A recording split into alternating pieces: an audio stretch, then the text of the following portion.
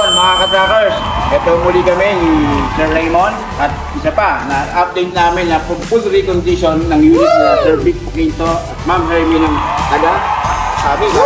So ngayon mga trackers, yung isa pang unit na na-purchase nila yung sa single tire Mr. and Miss Quinto. Shoutout po sa inyo, maraming salamat. Ito yung pangalawa nilang unit na purchase dito. So ito mga trackers, papakita namin sa inyo kung ano yung mga ginawa na dito sa unit. Hindi pa siya tapos. Ongoing pa yung pag-fully record natin sa kanya, and then mga repair natin yung mga dapat repairin, yung mga pinapalitan ng kliyente. So, diba, para ni Sir Carlo kung ano yung mga nagawa matapos na nila. Yung kulay muna mga trackers. So, ito nga request ni Ma'am Hermie. Siyempre gusto niya kagaya ng karang taon na silky white. Ayan, diba, makita nyo, napaka-hip-top. Talagang napakasariwa naman kasi talaga nito, Sir Raymond. Araw tapos na ito, pero ito mas marami na nakita si Ma'am Hermie. Na naalis na. Pag pinuksan natin ito, itong pinto, ayan, i-ayos natin yan. Nakaraan lubog ito eh. Okay. Pero ngayon naayos na, pantay na, galing lubos mo ko eh. Parang wala nangyari. Ayan. So sa loob, papakita natin. At ito yung sa likod, diba wala sa dati. Yung side grill.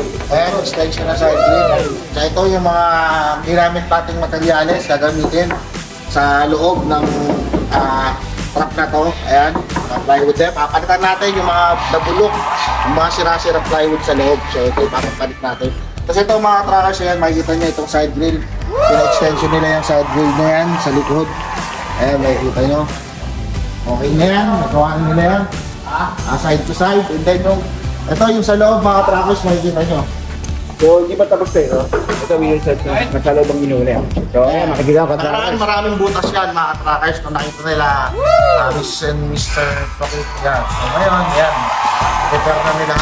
Yan, ganda na. Pinalitan talaga natin lahat yan. Alis lahat, eh, no? Lahat yan. Nakita nyo gano'ng kakapal. Kung kanina nilagay, gano'ng kakapal. Yan. Bagong plywood yan mga trackers. So, yung sa gilid dito, meron ano yan eh, may nung time na nagpunta sila, May UP yan. may UP, nakalubog. So, ayan, nakikita nyo mga trackers. Ayan, yan. Taas na yan. Parang wala nangyari. Parang walang nangyari. Nung time dito last time, from Japan pa, dumating dito yung unit na to. May UP yan, may UP. May UP yung kahan na yan sa taas, ibabaw. So, sa bandang dulo. So, ayan, na-repair na nila. Woo! Na. Diba? Yan yung concern din ni Mrs. Quinto. At yan naman, makikita nyo po.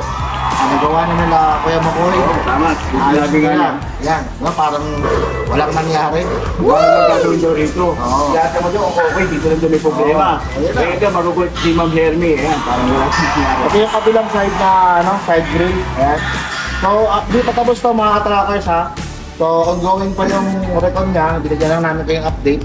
So, abangan nyo to. Nalabas itong dalawang unit na purchase nila mga. Pero napakaganda, napakasangwa. Hindi mo kakakalain na surplus Japan ng truck na ilalabas. Abangan nyo yan mga trackers. Abang-abang talaga yan.